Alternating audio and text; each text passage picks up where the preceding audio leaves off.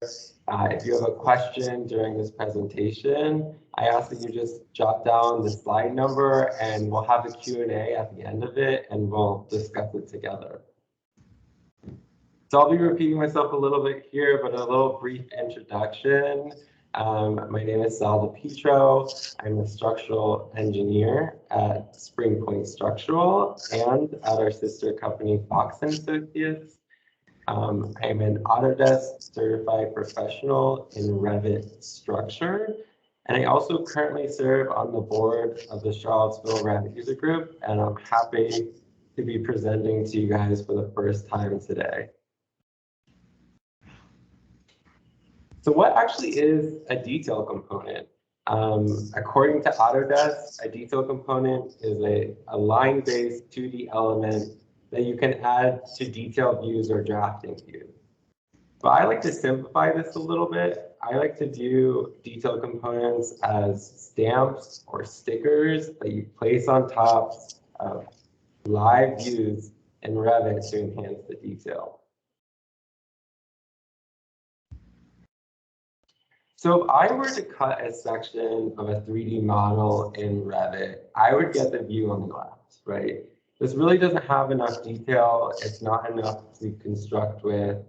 To get accurate information to the contractor, you can utilize detail components to really enhance what actually is going to be used for construction. And all the additional information you see on the right are detail components. You can get brick coursework, veneer ties, epoxy anchors, rebar. These are all detail components. So what are actually some benefits for creating your own detail components? Well, first and foremost, it saves time, right? So if I had this nail and it wasn't a detail component, I would have to hand draw this every single time in each project. I would have to look up the length of the nail, look up the diameter of the nail, and that's a ton of time. If I have this as a detail component, I can have it already preloaded into my company's template and it'll be there for me to utilize. Or I can have it saved in a network folder where I can load it in easily. And then from there, it's a matter of just copying the paste and having this easily reachable and to enhance our details with. So another benefit of creating your own detail components is you can get more accurate information. So Revit has its own out-of-the-box detail component library that you can use. And sometimes that works out and sometimes it doesn't. For example, the top screw you're looking at is Revit's out-of-the-box lag screw family. I can't change the length of it. I can't change the diameter of it. It's really not an accurate representation of what a lag screw looks like. So I went ahead and I created my own lag screw family on the bottom where I'm able to change the length, I'm able to change the diameter, and this is a more accurate representation for what we want to represent as a structural engineer in our details. The other benefit is the visual style. It's likely that your company has their own fill patterns or filled regions. And so those out-of-the-box detail component families that Revit offers usually don't align with that. And if you create your own, you can have the line work match up correctly, and you'll have a consistent, cohesive visual style in your company's details. So before I go any farther into detail components, I want to take a few steps back, and I want to talk about the Revit file structure and parameters. So at the top of the Revit file hierarchy is the Revit project file. This is the .rvt file. You really have to view this as the building enclosure. It's going to house all the 3D modeled elements, the views, the text styles. It's all encompassing. The next level is family category. So Revit has predefined family categories that cannot be modified or changed. A few examples of these would be windows, doors, detail items, structural columns, et cetera, et cetera. And then from there, it's going down to family. So all Revit elements belong to a family. Now, families can be split up into two types. You have a system family or a component family. A system family is predefined, it's built within Revit. You really have to view this as an essential family. So an example of this would be a wall family, right? You're never going to have a Revit file without walls. And so that would be considered a system family. You cannot remove walls from a project file. But then there's component families. These are able to be fully removed or added at your leisure. They're considered loadable families. And then from there, there's a family type. So a family can contain one or several types, each with user-defined settings or parameters. So I want to highlight these two. Throughout this presentation, I'm going to be referring to the project file, and that will mean that I'm working in that .rbt project file. And when I say I'm working in the family file, I'm working within that .rfa file. So let's look at an example. Say I want to make a common nail detail component. So at the top, we have that project file. For the purposes of this presentation, I'm just naming it RUG building, and it's that .rbt. Then there's the family category. So all detail components are going to fall within the detail items family category. This will never change. And because this family isn't essential to Revit's function, and it's something that we can remove completely, this would be considered a component family, that .rfa file. And I'm just going to name it something simple. I know it's division 6, and then I'm just going to label it what it is. It's a common nail. And then from there are different types, right? We've got 8 penny, 10 penny, 12 penny. And I'm going to discuss in further detail in this presentation what dictates a family type. But what you need to know is that parameters dictate the values that you can use to differentiate between the family types. So let's talk about Revit parameters. What are parameters? Well, they're really just a variable. It's something that's a value that can change, something that you can input with. And Revit has 4 different types of parameters. We've got global, shared, project, and family parameters. Now for detail components, we're really only going to be working with family parameters. And family parameters are specific to that Revit family file. They control variables such as dimensions, visibility, or materials. So let's look at that common nail example again. If I were to open the family file, what would be some of the parameters, right? I've got length, I've got the tip length, I've got the nail diameter. These are all things that are variables that can change. So now I want to dive into the fundamental concepts of detail components, and then I'm going to lead you into an example where I'll bring it all together. So first and foremost, how do we create a detail component family? From the project file, we're going to navigate to the File tab, and then we're going to select New and navigate to Family. And then from there, we're going to select the Detail Item template. This will launch a new detail component family, that .rfa file. And what I like to do is I like to save this into your office's shared network folder. You really want this accessible to everyone in your office. Likely there's a drafting folder that your company uses. And I want to talk about reference planes. So reference planes are these dashed green lines. And they are lines that create a parametric family or a parametric family framework to which line work can attach to. So let me simplify that a little bit. Any piece of a detail component family that needs to move or stretch will need to be aligned or attached to a reference plane.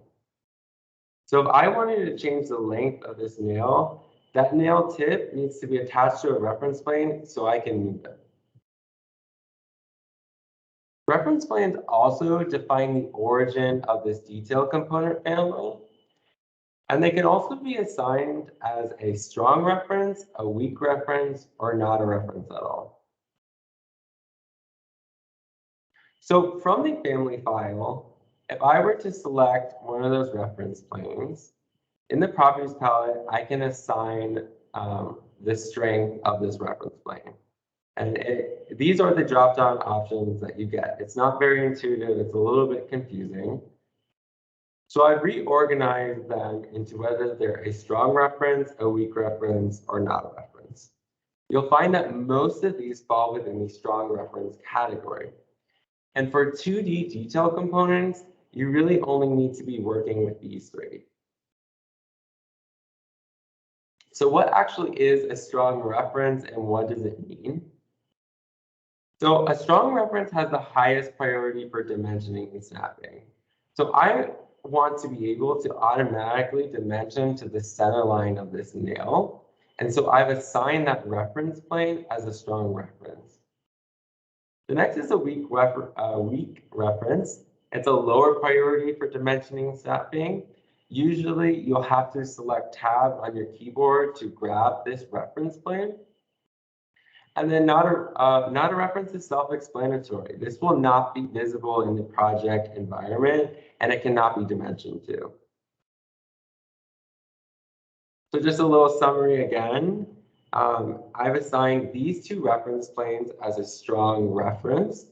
Not only do I want to dimension to the center line of the nail, but these two reference planes also define the origin of my detail component family. Now, it might be odd, but in the off chance I want you to dimension to the side of the nail, I've assigned these two reference planes as a weak reference, where I'd have to tab to select the side of this nail. But for the most part, a lot of these reference planes are not a reference, which means I cannot dimension to these in the project file environment. So now I'm going to dive into line types. So from the detail item template in the family file, Revit has 6 out-of-the-box line styles that you can use. There's detail items, invisible lines, heavy lines, hidden lines, light lines, and medium lines. Now in the family file, you cannot change how these line styles look. You cannot change the thickness, you cannot change the style of it. However, it does not matter. Once you load your family file into your project, the project file settings will override how your line styles look. So if I were to join the line work in the family file, you'll see how it looks on the left.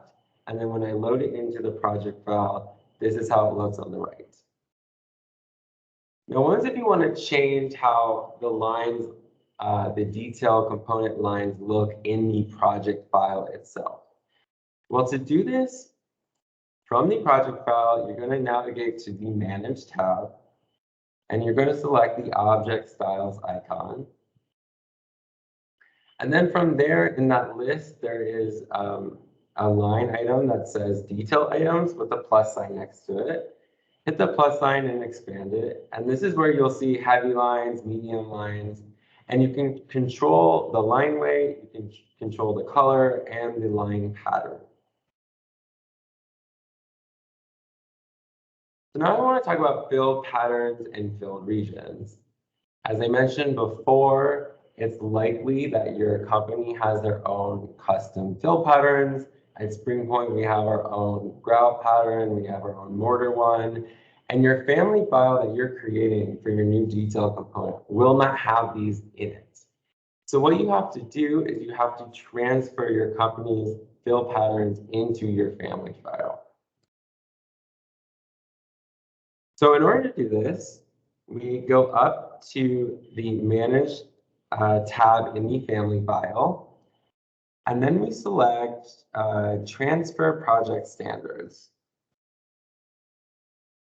From there, you're going to select the file, your project file that's open, then select Check None because we're not transferring all the standards. Recheck Fill Patterns, and then hit OK. And then from there, you're able to create your own fill regions based on your company's custom fill patterns that you just transferred in.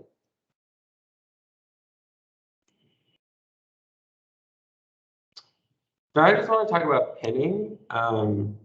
Any reference plane that doesn't move, you need to anchor it in place by pinning it down. So if you've never pinned anything down before, at the Modify tab, there's a little pin icon. You just select the element and then hit that pin symbol. And if you've not already done so, I suggest that the two reference planes that define the origin of the detail component should be locked down and pinned in place. You do not want these to move. Now, this is a fundamental concept for creating your own 2D detail components. It's aligning and locking. As I mentioned before, any element or any parts of a detail component that needs to move or stretch should be attached and locked to a reference plane. And the way I go about doing this is using the Align tool and then locking it in place. So on the Modify tab, there's a little Align symbol, or a faster route is if you just type in AL, this will launch the Align tool function. And then from there, it's really simple. You just select the reference plane and then the line of the detail component to lock to it. And then you just hit that lock icon that pops up. So I'm hitting the reference plane, hitting the detail component side, then locking to it.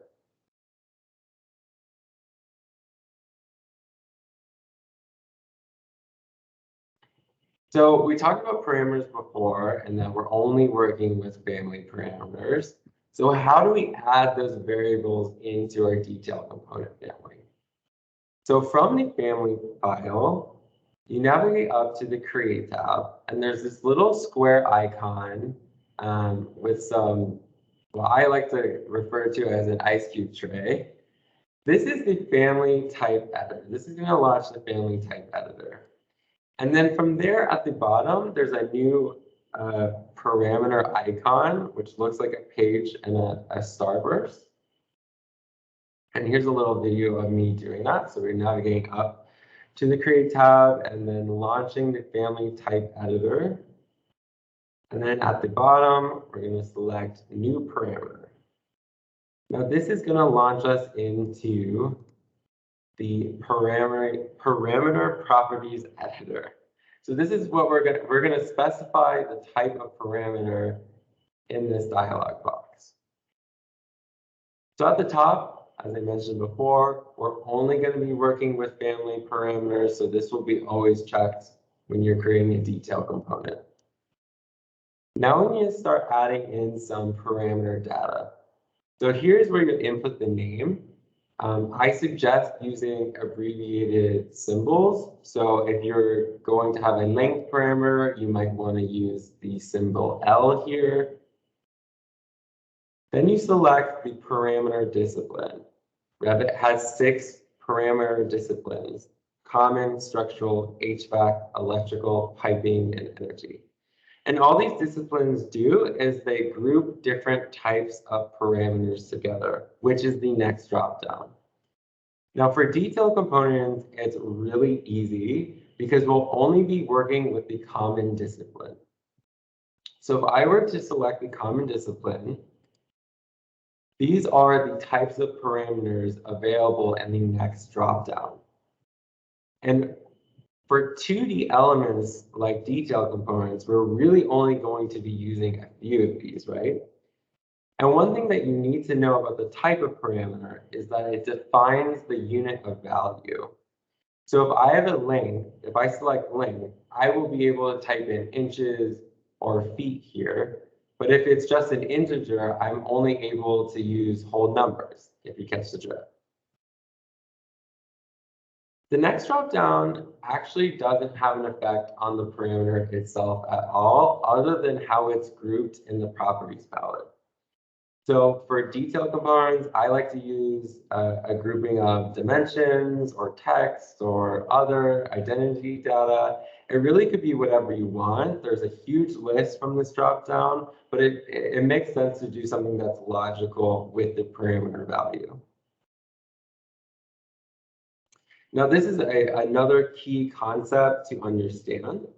As I said, we're only working with family parameters, and there's actually two different kinds. There's a type parameter, and there's an instance parameter. So type parameters are variables that can change with each family type. And this is a little confusing because I'm using the word type a lot, and I'm saying type parameters and family types. But the key concept that you need to understand is the type parameters help define the different family types. So the different family types in that nail example are 8 penny, 10 penny, and 12 penny. And the type parameters are diameter and length. These change with each family type. Let's talk about family types. So how do we create new family types based on the type parameters that we create? So we're going to, from the family file, we're going to navigate back up to that create tab and hit that ice cube icon, which is going to launch the family type editor, which you see on the right. Unlike previously, we are going to hit the new family type icon, which is featured in the top right. From there, we'll enter our new type name and then fill out the values for the parameters that are listed below. So here, I'm adding a new parameter. I'm typing in a new name here. You can select, navigate between the different types through this dropdown. And for each type, you would enter in the information for each parameter. So now I want to talk about instance parameters. An instance parameter is something that's highly variable and can be changed independent of the family type. These can also be edited directly from the properties palette in the project file. Let's look at an example. I created this epoxy anchor detail component family. One thing that's incredibly variable about this is the embed length, right? So I want to be able to change this length at a case-by-case scenario, right? So I can change it from 6 inches, I can change it to 8 inches. I assign this parameter as an instance parameter. What else might be an instance parameter? I would like the screen tube visibility to be able to be toggled on or off. I've assigned that as an instance parameter. I don't want it associated with the family type. Now, what are the family types? Well, I have separated these this family type by anchor diameter. I also have this E1 and E2 and total length parameters that you can see grayed out. And the reason they are grayed out is because they're assigned as type parameters. I can't change this in the project environment. If I did want to change a type parameter, I would either have to select edit type, or I would have to go into the family file itself again and edit the values. So let's review the fundamentals that we just went through. So I showed you how to create a new detail component family. I told you about reference planes and assigning a strength to those reference planes. I talked about the line cells and how they look different in the family file environment and how they look different in a project file environment. I've talked about fill patterns and filled regions and how to transfer your company's custom filled patterns into your family file. I've also talked about pinning reference planes and aligning and locking to reference planes. And we talked about family parameters and family types. So now let's all bring this together in an example. So I have this bed plate, and what you're looking at right now is just a filled region. I'm tired of drawing this every single time I have a bed plate with on top of a steel beam. So I think it would be helpful to convert this to a detailed component family where I can use it over and over again, and they'll be already loaded into our company's template. So I like to call this step 0, and it's starting to think and identify what our parameters might be to convert this to a detailed component and what might be the family types. I want to approach this and have the steel thickness be the family types. So the family itself will be the bed plate, but the types will be 3/8 inch, 5/8 inch, 3/4 inch. Those will be the different types. In order for that to be a different family type, I need a type parameter. So I'm going to assign the steel thickness as a type parameter. Now the inner radius and the outer radius are a function of the steel thickness. And because the steel thickness is a type parameter, I'm going to assign these parameters as type parameters as well. Now what about the vertical leg and the horizontal leg? This can change case by case, right? We can have different depths of slab on metal deck. We can have different values for overhangs. So I want to create these as instance parameters. I want to be able to change it on the spot and not have it associated with a type. So step 1 would be creating that new component family. If you recall from the project file, we're going to navigate up to File, and then New, select the family, and then hit that detail item template, and that's going to launch a new family file for us to work with. I'm going to name this division5_bed plate, and I'm going to save it in my company's shared network folder. And then from there, I know that I need reference planes, so I'm going to start drawing in the reference planes for each side of the bed plate. So to do that, from the family file, we go up to the Create tab and just hit Reference Plane and start drawing.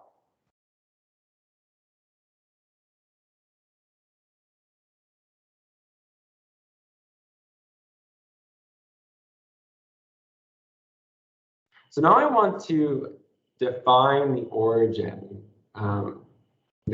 reference plane for this detail component family. And I also want to make sure that it's pinned down and locked in place. These will serve as the baseline for the other reference planes to move. If you're using the detail item template,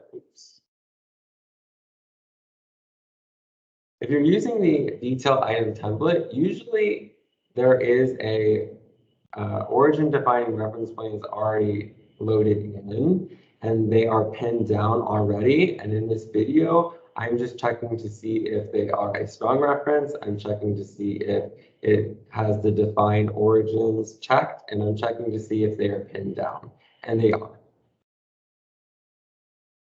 So now we need to assign the other reference planes, right? If you recall, we need to decide whether it's a strong, weak, or not a reference. Because I want to dimension to all sides of this bed plate easily, I'm going to assign all these reference planes as a strong reference.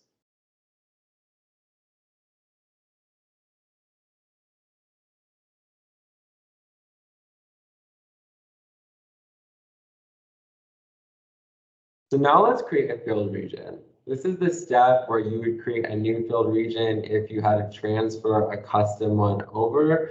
But for this example, I'm just going to use the out-of-the-box steel filled region.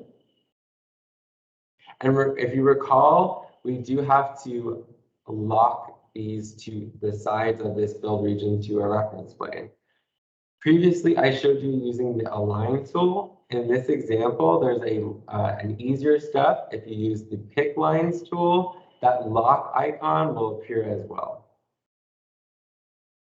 So I'm going up to the Create tab, I'm selecting the filled region icon, and then I'm gonna navigate to the steel filled region, and I'm gonna use that pick lines tool. So if I pick reference planes, that lock icon appears. And I'm gonna do this for every side of the bed plate. Now, if I drew a line that wasn't on a reference plane, I would then use that align function and lock to that reference plane.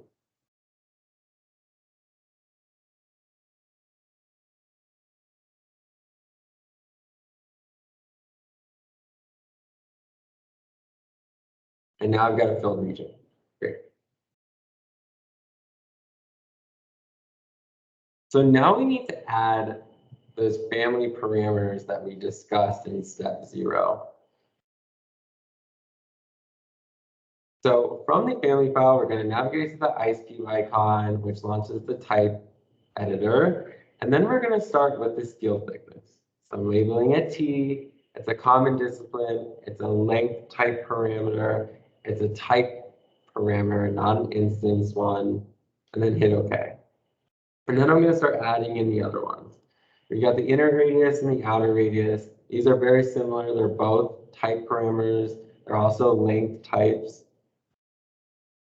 And then there's the vertical leg and the horizontal leg. The only thing that I'm doing differently this time is I'm making sure that I'm hitting that instance checkbox because these are instance parameters.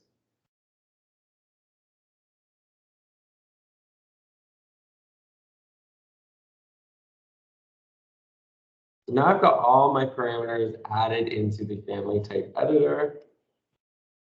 The next step is to create a family type. Now remember, the type parameters help define the differences between the family types, and I want the family types to be different steel thicknesses. So I'm going to create a 3/8 inch family type. So to do this, you hit the ice cube icon again, but this time we're hitting the top right. To add a new type, I'm typing in 3/8 inch, and then you have to enter the values for each parameter. So for the type parameters, these are the values. For the leg dimensions, they're instance parameters, but you still need to assign it a default value. So it's going to start off at 6 inches and 8 inches, but when you bring this into the project environment, you can change the length as needed.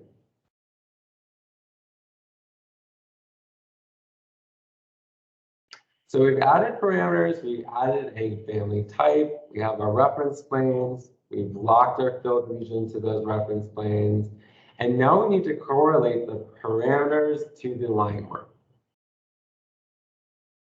So in order to do this, we're going to dimension reference plane to reference plane, and making sure that you're dimensioning from those origin reference planes, which are the baseline, like they're locked in place, they're not moving. And then to convert these dimension strings to a parameter, right? The way you go about doing this is you select the dimension string, hit the label dropdown at the top, and then just select whatever that parameter value is. This should be the steel thickness, so I'm selecting the T parameter. Now I want to change the length of the vertical leg and the length of the horizontal leg. And you'll see that it's automatically updating to whatever that dimension is too. This is because I've locked those origin reference planes in place and they are not moving, and the other reference planes are moving from that baseline.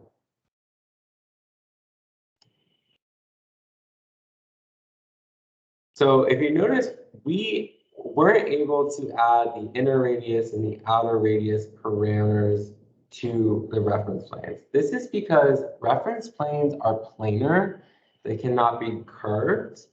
And in order to add these radii dimensions to our detail component, we actually have to do it from the filled region itself. So I'm going to select the filled region, and I'm going to hit edit boundary, and I'm going to add some fillet arcs between our line work.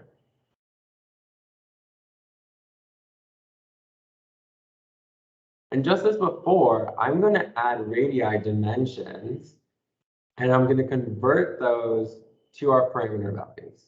So now we have this radii dimension. We're going to go to the label drop down at the top, and I'm going to select inner radius. And I'm also going to do the same for the outer radius.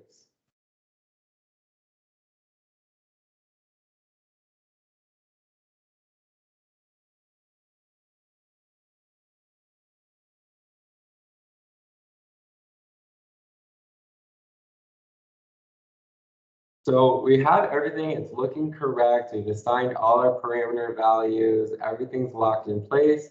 The next step is to actually load it into the project and use what Revit likes to call flossing the detail, which really just means testing it out.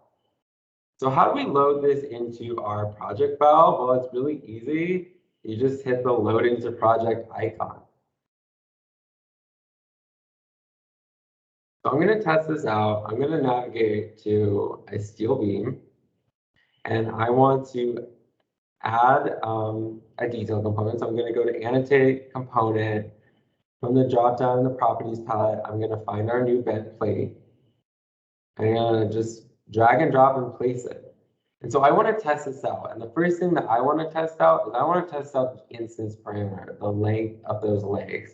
And can I move them left and right and up and down, and will it break that parameter? So I'm able to move it left and right, up and down. It's not breaking. That's great. Happy that's working. I also created a new family type for a 3/4 inch thickness, which changes the type parameters. So I'm now testing out the type parameters for this detail component family by switching to the 3/4 inch bent plate. And it looks like that works, which is really great. But what I am noticing that's wrong here is I actually did pay attention to the line style that I used to create the filled region. This is not what I want it to look like in our project environment. So I'm going to go back in to our family file.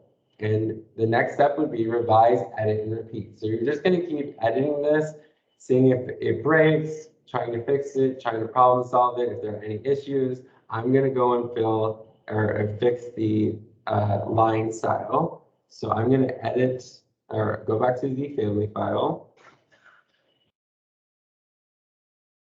And I'm going to edit the filled region, change the line style from detail items to median lines. And then I'm going to load it back into the project. And this is really key here.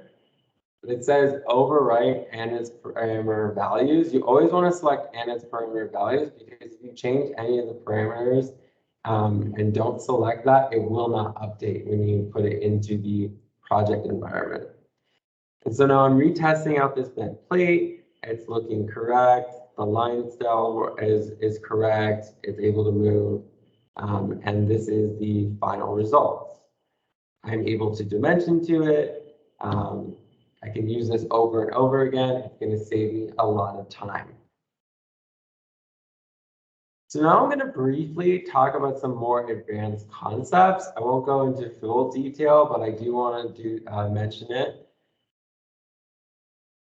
So one thing you can actually do is you can utilize formulas to calculate parameters.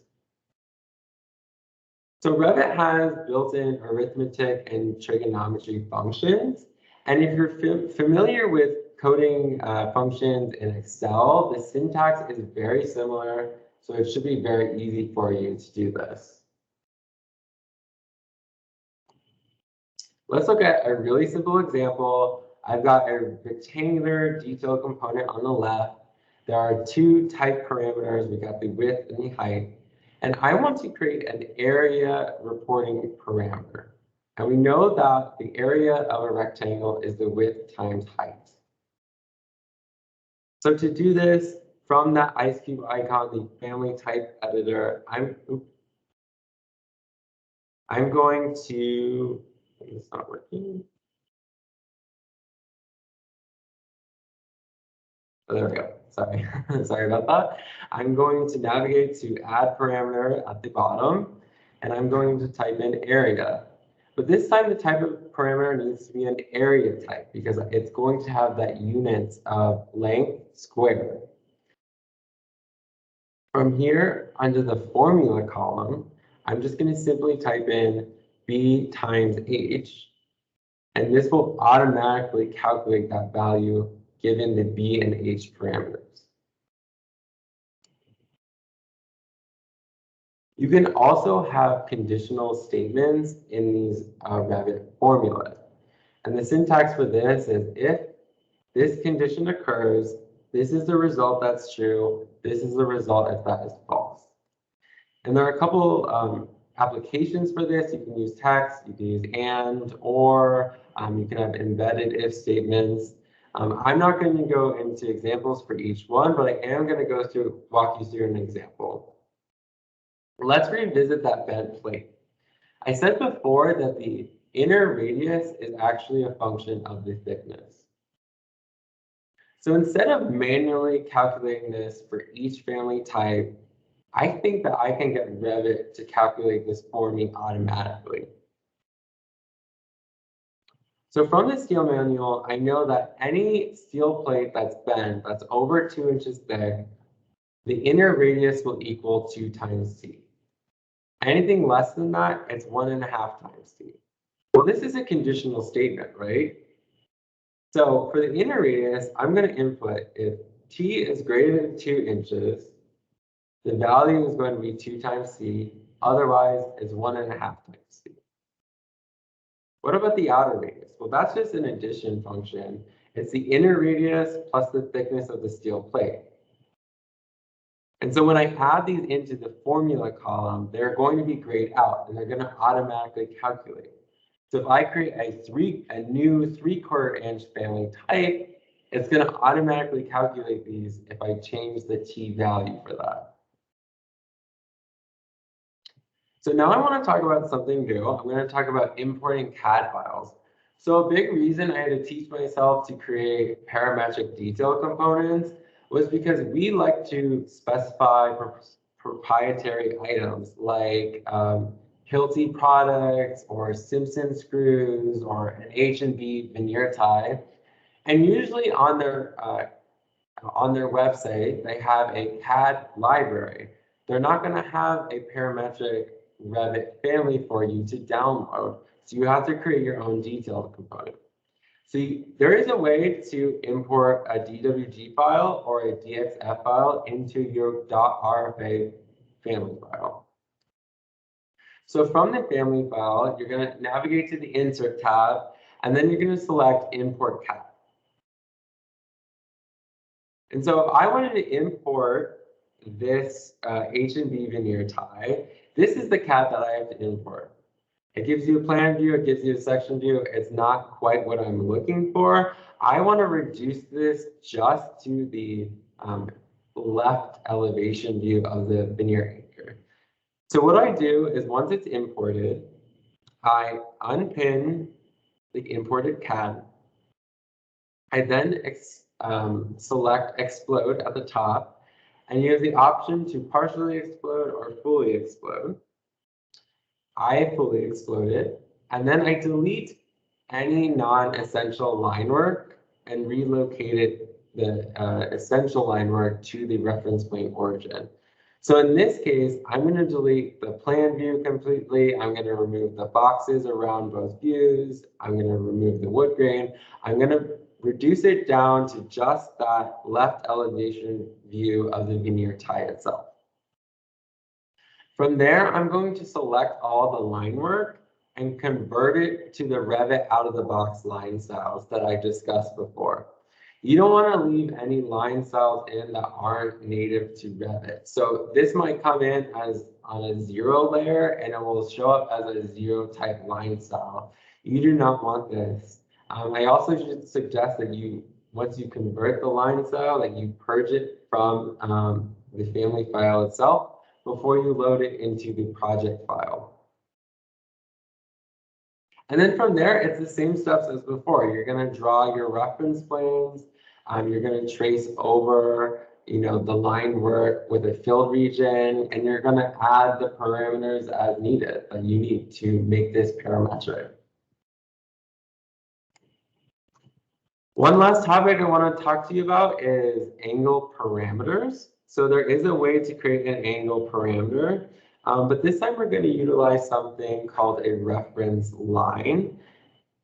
This is different than a reference plane, although similar. So a reference line will show up as a solid green line. This is what you'll need for an angle parameter. So from the family file, you navigate up to the Create tab, and you're going to select Reference Line.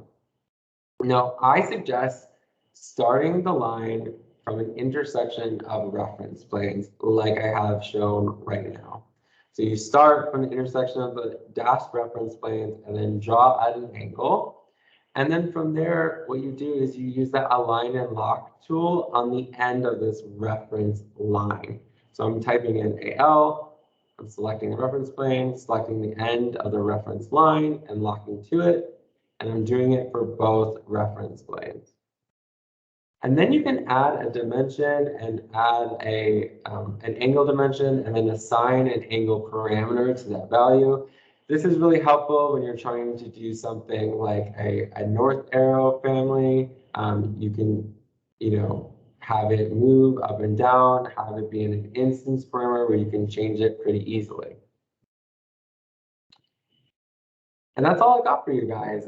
Thank you for allowing me to present. If you guys have any questions, I'm happy to walk it through with you. Please let me know.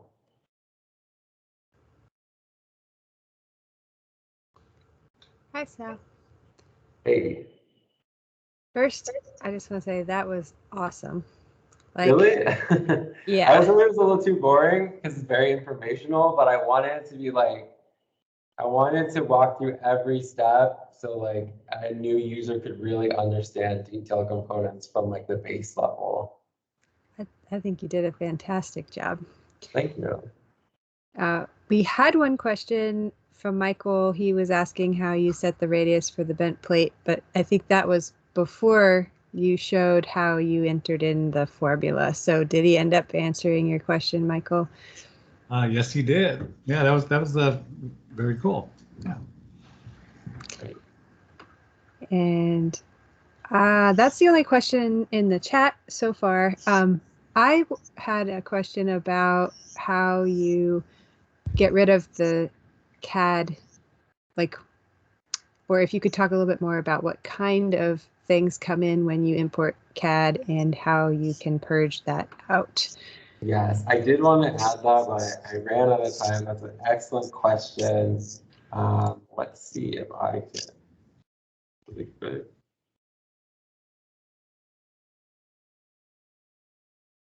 So if I were to create a new family file,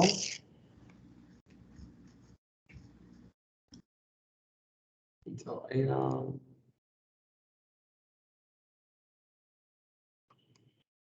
The way to purge line work out, well, let's see if I can actually import it. Let's see, insert. I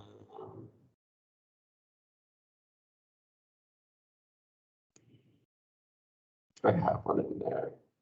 Desktop. Okay, I've got an example. Great. So I'm importing that same example I just used in the presentation, right? Here it is. It comes in pins. I'm going to unpin it. I'm also going to fully explode it at the top. The way you'll see that these line works are coming in for however it was drawn in AutoCAD, right? There are more, there's H&B product in here, there's border, there's break. Those aren't the out-of-the-box 6 line styles that I showed you early on in my presentation. To purge those out, well, let me just convert some of these first. So I'm going to institute. I don't know why it's not letting me do that. Okay, well, if I wanted to purge these out after I converted them, I would navigate to the Manage tab. And then there's an icon called Purge Unused. And so from here, it's going to have everything selected that you are not using. I make sure that I check none first because I don't want to purge everything out that I'm not using. And then from there, there should be line styles, but I have to convert them first, which I don't know why it's not letting me do that. I do this. There's like work planes in here. Oh, there's still regions, that's why.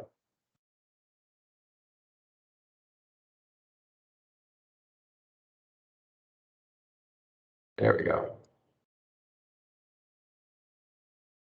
So I would convert these lines to detail items. And then once you eliminate them all, you can then, it will show up in that purge list if it's not, that line style is not being used anymore. And you can just purge them out. And what about other things that get brought in from CAD besides line types or line styles that basically equate to the AutoCAD layers? For example, line patterns or other things. One thing I wanted to point out too, when you go to purge, if you see down at the bottom, if you hit check none, see down at the bottom where it says number of items checked was 17, but then additional of imported categories is 9. And even when you click on check none, it gets rid of all the Revit things, but that additional number of imported categories actually comes from that CAD link. And so I didn't notice that. Like I'd been using Revit for years before I noticed that and realized that what it's purging out is some additional stuff that came in from the CAD file. Yeah, you know, I actually never noticed that either. So that's a great point, and I'm glad you brought it up. And I'm definitely gonna have to explore this more. And if you go up to your additional settings under Manage and then Additional Settings, you can see your line patterns there. And this is where we've found that sometimes a bunch of additional line patterns will be brought in from AutoCAD. And this doesn't look too bad, but we've had some where, you know, they're crazy. Sometimes what I'll do is I'll open a new detail family from the template and see what lines are in there and compare it after I brought in the CAD so I can see what was brought in from the AutoCAD.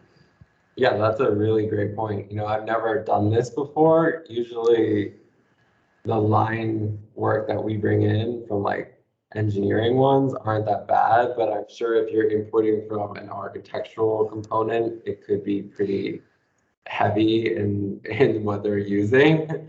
So it is really important to navigate and make sure you're getting rid of all that extra junk that isn't part of your Revit template before you load it in. Yeah, we've ended up with some with all different languages. Jason, are you raising your hand because you have a question? Yeah, firstly, I wanted to reiterate that this was a really great presentation. Thank you so much. It really helped me understand how detail components work a lot more than before. One thing I didn't know about was that you can use if-then statements to kind of set different parameters for the detail component. Yeah. I wanted to see if anyone knows about this kind of stuff. I've always been really curious about whether I could, if I'm changing let's say the length of a detail component and it goes below a certain amount of inches, if it's possible for it to automatically lose some of its detail, because usually when something is that small, I don't want it to be so busy with so much line work. So do these if-then components also work for hiding and unhiding line work? I don't know if I've ever tied a visibility parameter to an if statement, but it could be possible. Have you done that, Bethany? I was just thinking about that. when he was Sometimes asking. you can do visibility like settings and it'll do like coarse, medium, or whatever.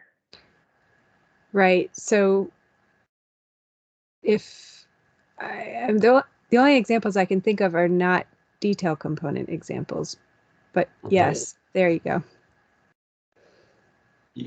But this doesn't answer his question. You can have, if it's coarse, medium, or fine, you can assign how that is going to look. But you're saying if it gets short or something, then you start removing some line work to have it not be so cluttered. You I know. can make visibility parameter and then sign it as yes, no. And you will then have a possibility to check and uncheck visibility box. Yeah, that would be the best solution for what you're looking for, is to have that visibility parameter. It won't be automatic if you have like the length gets short. But if I go back to that. Unless you put it in a formula, in an if-then statement. Well, that's what he's asking. I've never done it before, but it could be a possibility.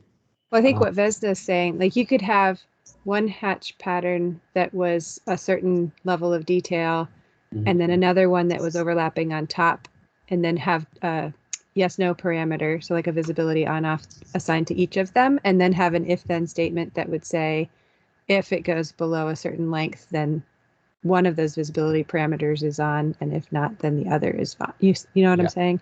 Yeah. So it's within the realm of possibility, Jason. Thanks so much.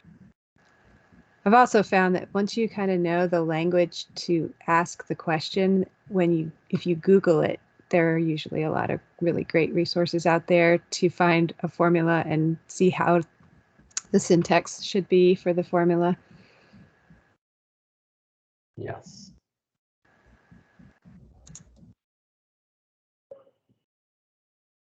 Anyone else?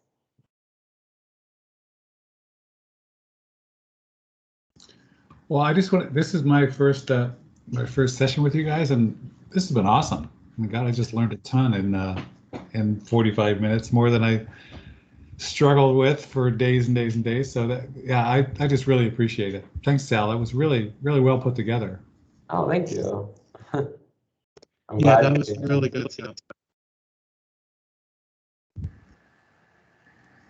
And I'm looking forward to the soup to nuts kind of, okay, we're starting from scratch, and now let's get a set of working drawings out. You know, that's for the newbies in the group. That's me anyway. It sounds like there's a lot of experienced folks here, so I appreciate your open door policy to the neophytes as well. So. Oh yes, we always have an open door for sure. And I will be sending out a follow-up survey. And in that, there's a question about ideas for future topics. So if you have any requests for presentations or topics that you'd like us to cover, or if you want to volunteer to present, even better. So be on the lookout for that email. And I also just want to reiterate what everyone has said. Sal, it was an amazing presentation. I feel like every time we have a meeting, it just keeps getting better and better and better. Oh, thank you so much. That's so kind of you to say. And if you guys have any questions that, you know, if you're creating a detailed component, feel free to email me. I mean, we're all local. This is a small group. We all want to help each other out. So I'm totally happy to consult with you on a detailed component that you are working on. So please feel free to email me. I don't know if I can, I'll just type in my email in the chat. Have you all found that the Zoom, this is, since it's not, I haven't joined any of the person-to-person meetings, but have you found that the Zoom is as effective or less effective than person-to-person, you know, face-to-face meetings?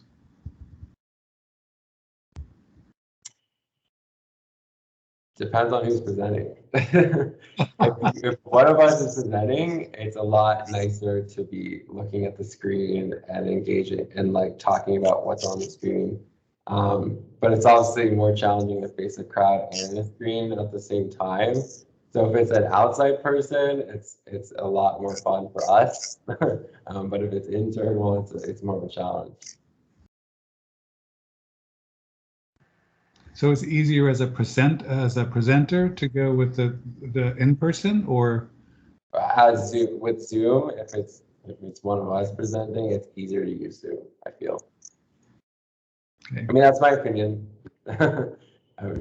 Maybe someone has a different one. Well, I think when the pandemic first started, we were all kind of struggling to figure out how to make our meetings feel as personal or personable as they did when we were all together. But I think we've done a fairly good job of that. But I think it's because of the way we run our meetings and encourage people to have their video on and talk to each other and do the introductions and make it a little bit informal and try to have a little bit of camaraderie and discussion. Suddenly the videos just came on. Good timing. Well, and Bethany, thank you too for heading this up. You're a very excellent moderator, I gotta say. You sort of kept us on track, kept me on track. Great. And I put in the chat that we have a new YouTube channel because we recorded our last meeting also, and I presented on shared coordinates, or like the project base point, survey point, and how to set that to real world coordinates from the Cville 3D file. So that's available on the YouTube channel. We will post this up on the YouTube channel, and hopefully we'll end up getting lots of recordings built up in the months to come and put them up there. Great. Well, thank you again. See you guys next time. All right. Thanks, everybody. Thank you. Thank you very much, very, very much. Bye. Thank you. All right. Good night. Thanks, everybody. Bye.